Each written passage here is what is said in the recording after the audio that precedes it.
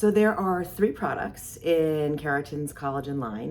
There's a shampoo, a conditioner, and a mask. And I am enjoying using all three of them.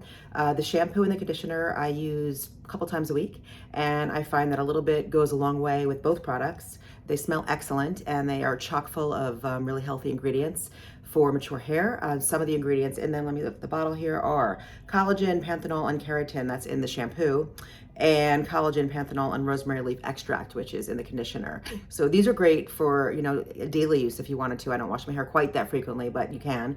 And then the mask is once or twice a week. This is phenomenal. You put it on in the shower on clean hair, wet clean hair, and leave it on for up to 5 minutes, and then rinse it out, and your hair feels incredible. It's nice and smooth. It combs through really easily, and I just feel like it's making my hair texture a lot better. In this one, we have, we have collagen, keratin, and meadowfoam seed oil. So again, another wonderful, the texture of this product is great, and it feels really nice in your hair.